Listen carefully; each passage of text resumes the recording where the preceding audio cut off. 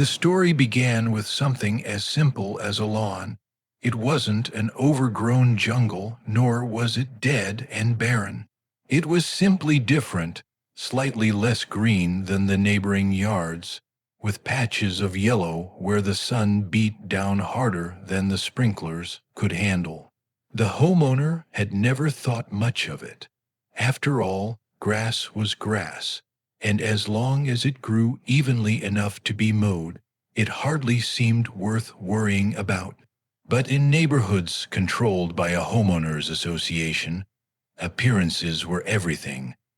Perfection wasn't optional, it was enforced, and it wasn't long before the first letter arrived. Neatly folded into an envelope, slipped into the mailbox. The letter carried the HOA seal at the top, and a cold, impersonal warning typed in bold across the page. The message was clear: the lawn was not up to community standards. The shade of green was considered inconsistent with neighborhood expectations. If the grass wasn't corrected within 2 weeks, fines would begin to accumulate daily. At first, there was disbelief. How could grass color warrant such a serious response?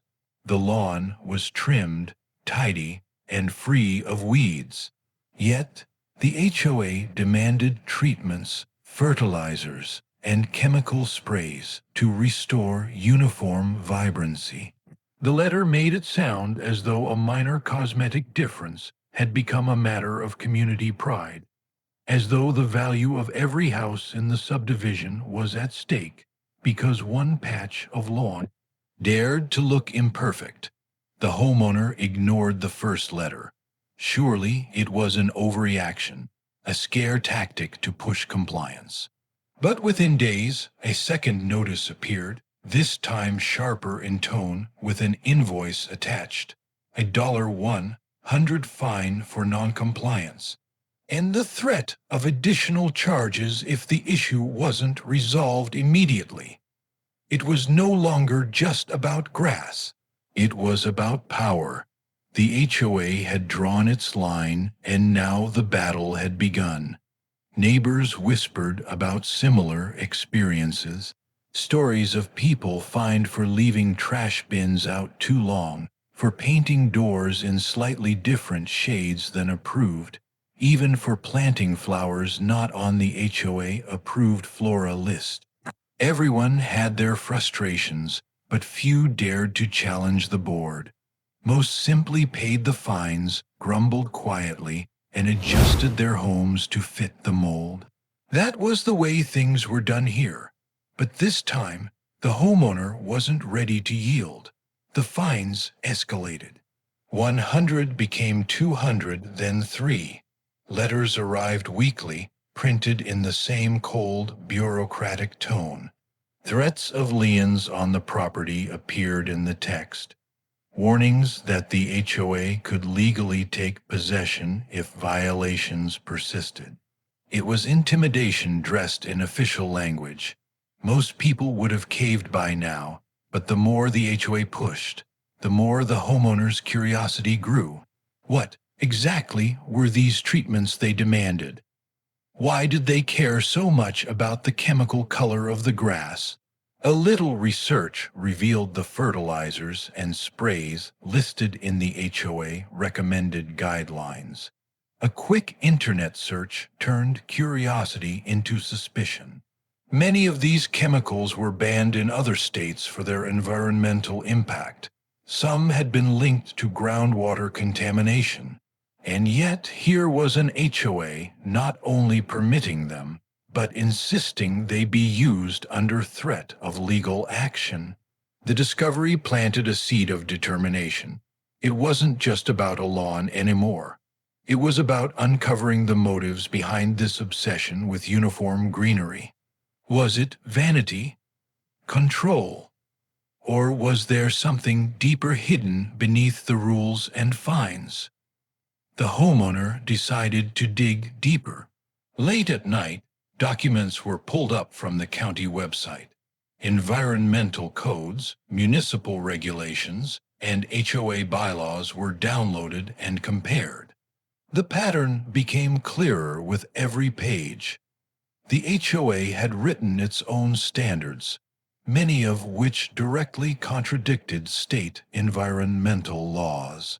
They weren't just being unreasonable, they were acting illegally. The next morning, as the sun rose over rows of perfect green lawns, the homeowner looked at the yellow patches of grass outside with a new sense of pride. What the HOA called a violation was, in fact, compliance with the law. The board's insistence on chemical treatments wasn't just a nuisance. It was evidence of a larger scandal waiting to be exposed. The battle lines were drawn. The homeowner wasn't simply going to resist the fines. They were going to turn the HOA own rules against them. What began as a petty dispute over grass color was about to unravel into a fight that would shake the entire neighborhood. And for once, the HOA would find itself on the losing side. The first step would be to gather proof, and proof was everywhere, in bylaws, in letters, in the green chemicals sprayed across neighboring yards. And soon, what had begun as a personal nuisance would become a case so strong that even the HOA board couldn't ignore it. The HOA thought they had the upper hand. They didn't realize the lawn they hated would become the very weapon used against them. And with that, the stage was set for the next chapter of the fight. The investigation began quietly. To fight the HOA, evidence had to be irrefutable. Every letter, every fine, and every demand was carefully filed into a binder. Dates were marked, amounts logged, and copies of invoices preserved. What had once been a nuisance was now becoming a paper trail, a timeline of harassment disguised as neighborhood management. But paper alone wouldn't be enough. The real weapon would be the truth buried in the laws themselves. Local environmental codes were strict in this county, designed to protect water supplies from contamination and prevent harmful runoff into nearby streams. One rule stood out in particular: certain nitrogen-rich fertilizers and pesticides had been prohibited for years. And yet, the HOA-approved lawn treatment list contained them all. The realization was stunning. Not only were they wrong, they were actively violating state law. The HOA obsession with uniform grass color wasn't just petty. It was criminal negligence. They had forced dozens of homeowners into using substances that could leach into the soil and flow into groundwater, all under the guise of community appearance. The homeowner knew this had to be documented carefully. Pictures were taken of neighbors' lawns being sprayed. Labels on fertilizer bags were photographed, and receipts from landscaping companies were discreetly collected. The HOA had unknowingly created a mountain of evidence against themselves, and all it took was one person determined enough to collect it. Weeks passed, and the fines continued arriving. Each envelope slipped into the mailbox like a reminder of the war still underway. But the frustration that once boiled at each letter now transformed into a strange kind of satisfaction. Every fine they issued only strengthened the case. The more aggressive they became, the easier it would be to prove harassment and unlawful enforcement. Then came the board meeting. Once a month, the HOA gathered in the community clubhouse, where a handful of board members sat at a long table, their posture stiff with authority. Most homeowners avoided these meetings, seeing them as a stage for minor disputes and unbending rules. But this time, the homeowner attended, binder in hand, and quietly took a seat at the back. The meeting proceeded as expected, with complaints about trash cans, fences, and shrub heights. But when the agenda reached lawn compliance, all eyes turned to the problem yard. The board spoke about it as though it were a disease spreading across the neighborhood, their tone dripping with disdain. They spoke of fines, of enforcement, even of escalating to legal measures. But what they didn't know was that someone in that room had already prepared for this moment. Notes were taken as the board openly discussed chemical treatments, even encouraging others to comply with the list of banned substances. Each word was ammunition. Each careless statement was another nail in the coffin they were building for themselves. Leaving the meeting, the homeowner felt the balance of power shifting. This was no longer a hopeless struggle against a faceless authority. The cracks in the HOA armor were showing, and with patience, those cracks would break wide open. The next step was to bring in outside help. An environmental lawyer was contacted, one who specialized in cases involving unlawful use of banned chemicals. At first, the lawyer was skeptical. Many homeowners had tried and failed to stand up to their HOA. But when the binder of evidence was laid out, letters, photographs, meeting notes, and chemical lists, the skepticism turned to interest. This wasn't a minor dispute. This was a violation of state law that could bring massive fines against the HOA itself. What began as a petty fine over grass color had now transformed into the potential for a full-blown lawsuit. And if successful, it wouldn't just stop the HOA from targeting one lawn. It would expose years of illegal practices, open the board to penalties, and possibly even bring in state regulators. Word began to spread among neighbors. Whispers in driveways and murmurs over fences grew louder. Many had long suspected the HOA was overreaching, but now someone was finally taking a stand. Neighbors who had quietly paid fines in the past now offered copies of their letters, proof of their own forced compliance with harmful chemicals. The binder grew thicker, heavier, stronger. The HOA, however, continued as though untouchable. More fines, more warnings, more threats. They had no idea the ground beneath them was eroding, and that soon their own rules would be the weapon that destroyed them. By the time the lawyer was ready to file the first complaint, the homeowner felt an odd sense of calm. The fear of losing the home to liens and penalties had faded. In its place was quiet confidence. The lawn, once called ugly and unacceptable, had become the symbol of resistance. And the HOA, blinded by their arrogance, had walked straight into a trap of their own making. The battle had started with grass. It was about to escalate into something much bigger. And when the first legal notice arrived at the HOA office, the board members who had once scoffed at one imperfect lawn would realize just how dangerous their obsession had become. The fight wasn't about compliance anymore. It was about justice. The first legal notice landed on the HOA doorstep like a thunderclap. What they thought was a minor enforcement issue had now escalated into a full-scale legal challenge. The document, written in precise legal language, accused the HOA of violating state environmental codes by mandating the use of banned chemicals. It wasn't simply a complaint. It was a warning that if the HOA continued to push fines and enforce illegal requirements, the matter would escalate to state regulators and the courts. The board was blindsided.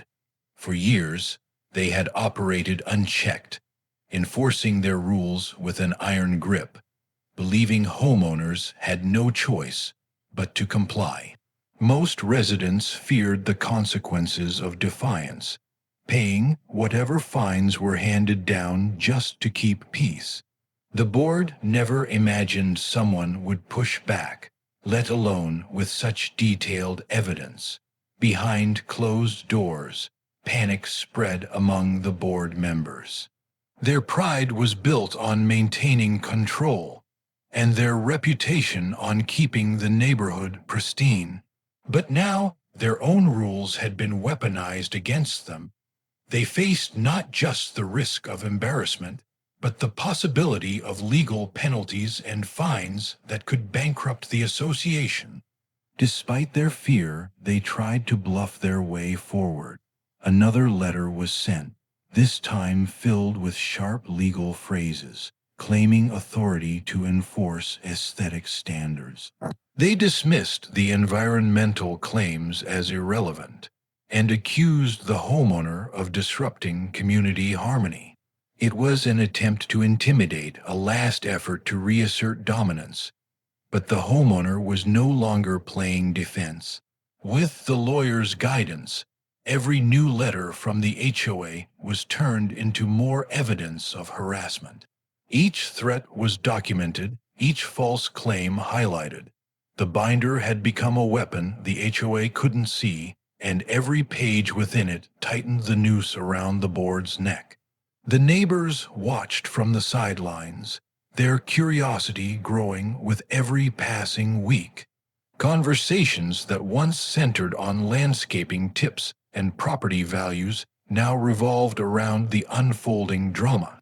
Some were afraid to get involved, while others quietly encouraged the fight.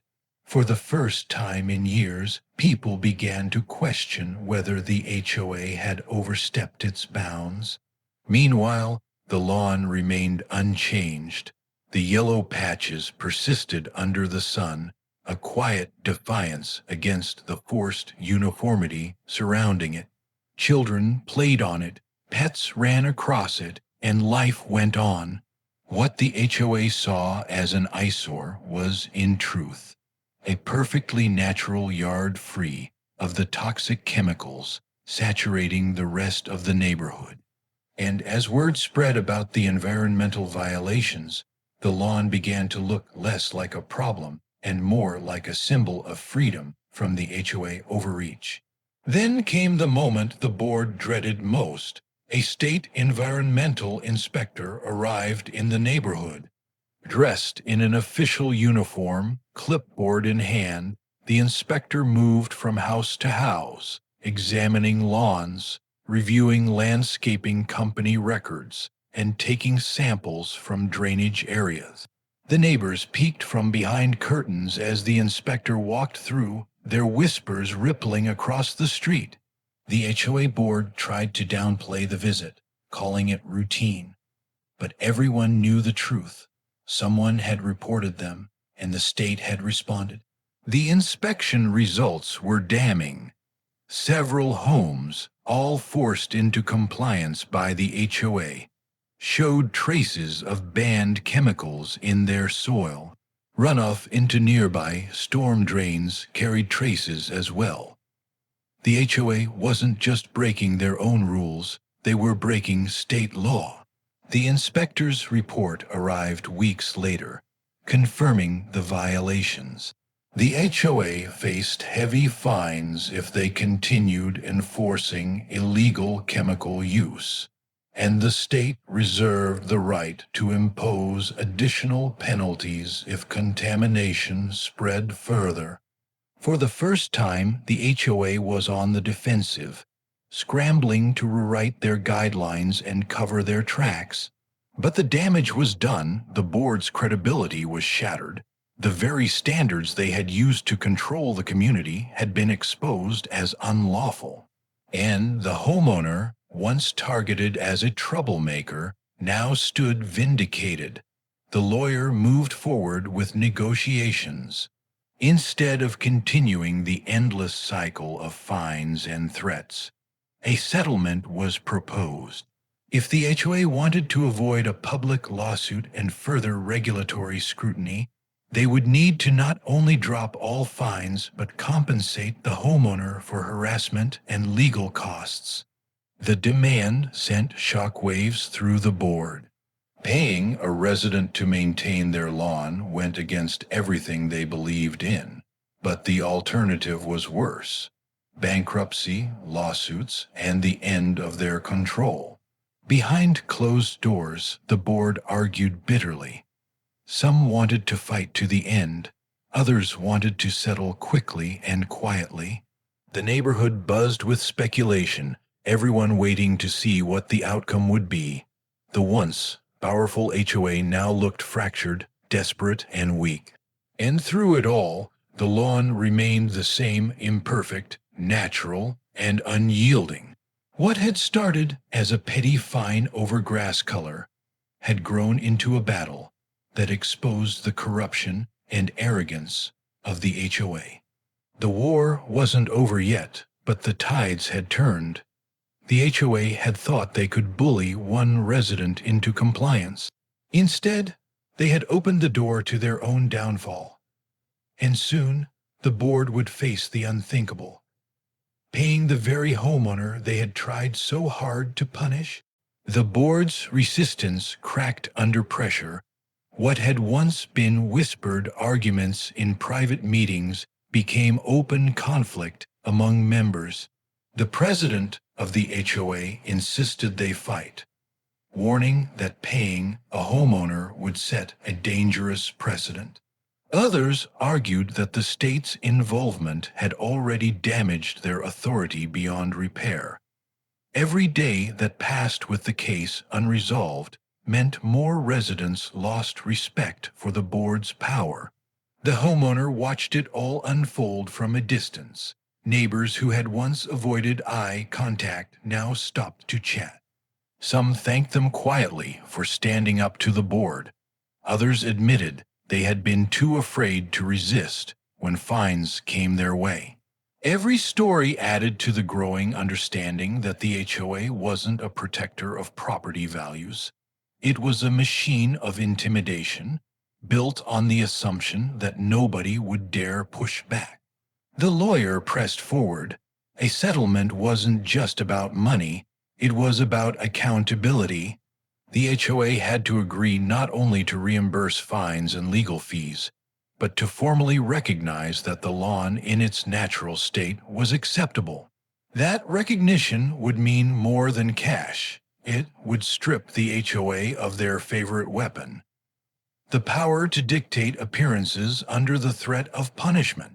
The board stalled, hoping to exhaust their opponent, but delays only worsened their situation.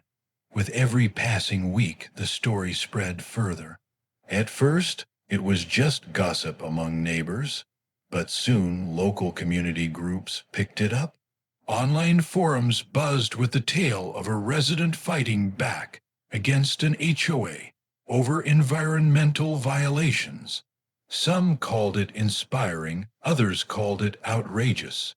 Either way, the HOA reputation crumbled with each retelling. The pressure reached its peak when local news outlets caught wind of the conflict.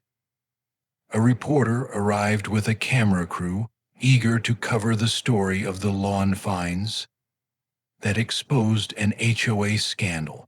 Interviews were conducted, questions were asked, and within days the story appeared on the evening broadcast. Viewers saw footage of the lawn patchy, imperfect, but harmless, juxtaposed with the HOA absurd demands and the inspector's damning report. The narrative was clear. One homeowner had stood up, and the HOA had been caught abusing their power. That broadcast changed everything. Suddenly, the board wasn't just facing their own residents. They were facing public scrutiny. Emails and phone calls poured into their office. Some came from angry neighbors, others from environmental groups praising the resistance. Even state officials hinted at additional oversight if the board didn't resolve the matter quickly. The board's arrogance, once unshakable, now cracked under the spotlight. Finally, in a closed-door meeting, the board caved. A settlement was drafted. The fines against the homeowner would be erased. Legal fees would be reimbursed. And most importantly, the HOA would agree to a monthly payment to the homeowner to maintain the lawn exactly as it was. The justification was thinly disguised as a maintenance contract. But everyone knew the truth. The HOA was paying to cover up their mistakes and avoid a devastating lawsuit. When the agreement was signed, the irony was impossible to ignore. The lawn that had once been condemned as unacceptable was now officially sanctioned, its natural state preserved at the HOA expense.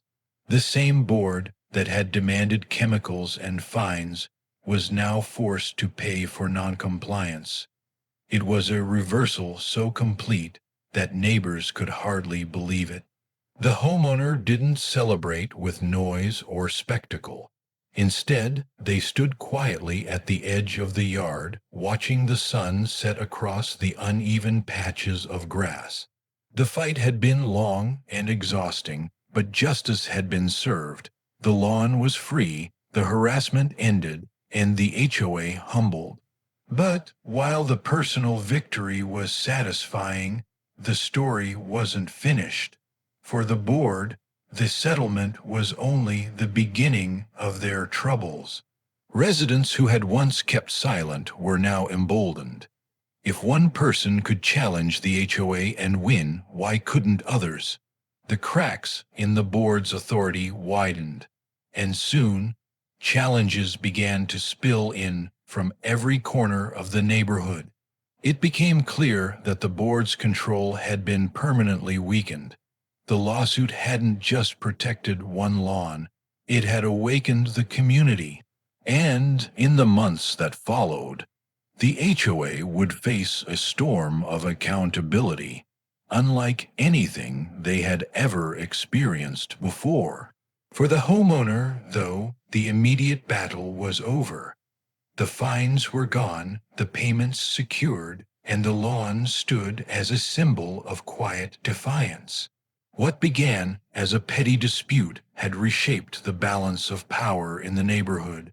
But this was only the beginning of the fallout. Because once you expose an HOA corruption, you don't just change your own life, you change the entire community. The settlement had been signed, but its ripple effects traveled far beyond a single yard. The neighborhood was no longer the quiet, rule-bound community it had been.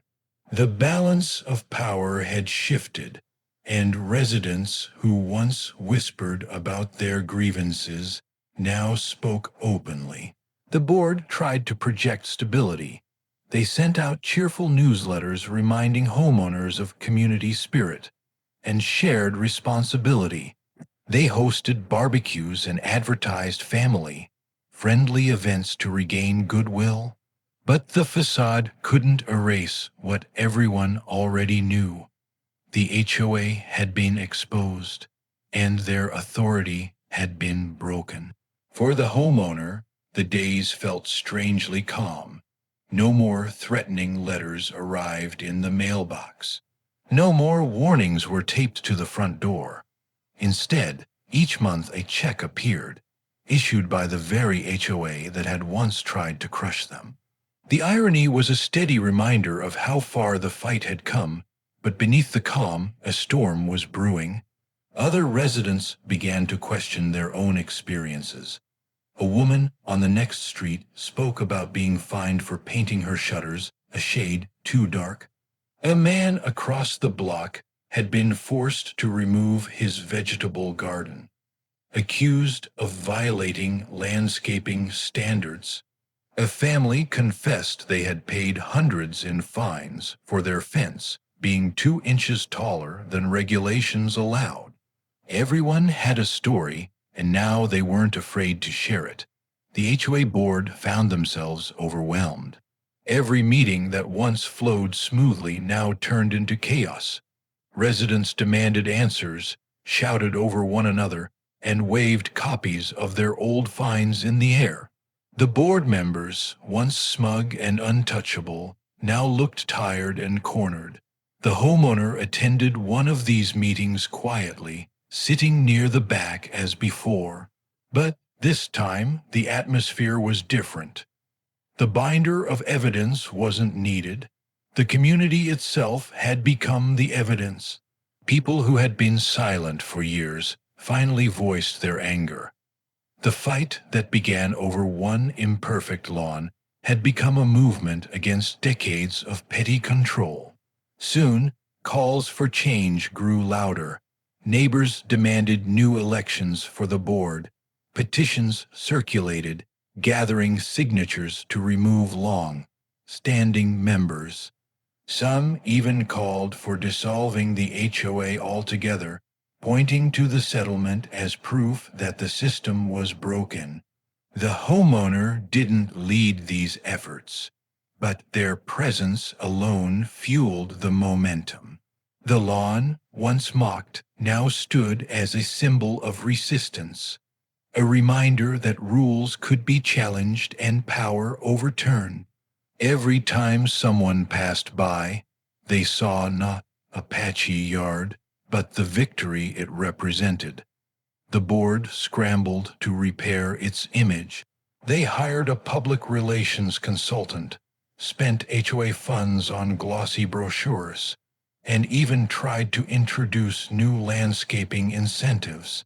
But nothing worked. Trust once lost was impossible to restore. Every attempt to regain authority only reminded residents of the scandal they had tried so hard to bury. As months passed, the consequences deepened. The HOA budget strained under legal fees, fines from regulators, and the monthly payments to the homeowner. What had once been a wealthy, well-managed association now struggled to balance its books. Rumors spread of a special assessment, a forced fee on all homeowners to cover the losses. The idea ignited fury across the neighborhood. People weren't just angry at the board anymore, they were united against them. And while the board faltered, the homeowner thrived. The lawn, untouched by chemicals, grew naturally through the seasons. Birds returned, insects thrived, and the soil healed. What was once labeled an eyesore now looked healthier than the chemically treated yards around it. Some neighbors even stopped using the HOA approved treatments, choosing instead to let their lawns grow naturally. A quiet environmental revolution had begun, sparked by a single refusal to comply. It became clear that the HOA war over grass color had backfired spectacularly. Their attempt to enforce uniformity had unleashed chaos, exposed corruption, and sparked a rebellion that threatened their very existence. And yet, despite everything, the homeowner felt no gloating triumph. There was satisfaction, yes, but also a sobering truth. It should never have come to this. An organization meant to serve its residents had become their oppressor, and in trying to silence one voice, they had awakened an entire community. The fight had begun with a simple lawn, but now it was about something much larger. Freedom, fairness, and the right to live without fear of harassment in one's own home. The final chapter of the battle was approaching. The board could no longer delay the inevitable. Elections loomed, the community restless, and the future uncertain. The HOA had thought they could win by fining one lawn into submission. Now they were about to discover what happens when the entire neighborhood decides it's time for change. Election day arrived like a storm that had been brewing for months. The community clubhouse, once sparsely attended, was overflowing with residents. Some stood along the walls, others spilled out into the hallway, their voices buzzing with anticipation. The HOA board, dressed in their usual polished attire, looked out across a sea of faces that no longer feared them. For the first time, the board was outnumbered, outmatched, and out of control. The atmosphere was tense. For years, these meetings had been predictable displays of authority, board members lecturing, residents nodding quietly. But now the roles were reversed. Residents spoke freely, challenging decisions, demanding transparency, and openly accusing the board of mismanagement. The scandal over the lawn had broken more than the HOA finances. It had broken their grip on the community. When the time came for nominations, hands shot up around the room. People who had never before considered leadership now offered their names, determined to rebuild what the board had destroyed. The old guard tried to maintain order, reminding everyone of decorum and procedure. But their voices were drowned out by a wave of determination. The balance of power had shifted, and everyone knew it. The homeowner, who had never sought attention, sat quietly near the back once again. They had no desire to lead the charge, no ambition to sit on the board. Their fight had never been about control. It had been about survival, fairness, and the right to live without harassment. Yet their presence carried weight. To the neighbors, they were proof that change was possible. The vote was decisive. Nearly every incumbent board member was removed, replaced by new faces who promised accountability and fairness. The room erupted in applause as the results were announced. For the first time in years, the HOA was no longer an untouchable authority. It was a group of neighbors, chosen by the community, expected to serve rather than dominate. The aftermath was swift. The new board immediately moved to overturn the most oppressive rules. Fines for cosmetic issues were abolished. Landscaping guidelines were rewritten to allow flexibility and personal choice. The HOA budget, once drained by legal battles and arrogance, was restructured with transparency in mind. The community, once fractured by fear, began to heal. And through it all, the homeowner's lawn remained unchanged. No chemicals, no forced treatments. Just grass that grew naturally, uneven in places, golden in others, but healthy and alive. It became more than just a yard. It became a landmark, a quiet reminder of what had been fought for and won. Neighbors who once looked at it with judgment now looked at it with respect. Some even began to mimic its natural approach, slowly transforming the neighborhood into something less artificial and more real. The irony was undeniable. The lawn the HOA had despised most had become the very standard by which the neighborhood now measured freedom. It was no longer about perfect shades of green. It was about the right to live authentically without the constant fear of punishment. The homeowner received their monthly maintenance check from the HOA, though it became less about money over time. What mattered more was the principle. The HOA, once the source of relentless fines, was now paying to protect the very lawn they had tried so hard to erase. It was a victory that could not have been scripted more perfectly. Years later, when people spoke of the neighborhood, they didn't talk about the board that once ruled with an iron fist. They talked about the turning point, the day one resident refused to comply, uncovered the truth, and changed everything. The story became local legend, retold in backyards, block parties, and community gatherings. It wasn't just about grass. It was about resilience. The homeowner never sought fame, but they gained something far more valuable: peace. The letters had stopped, the threats were gone, and the fear had lifted. All that remained was a lawn ordinary to the eye, extraordinary in its meaning. The HOA had hated it once, but now they paid to preserve it, and with that the story closed, not with bitterness, but with balance restored.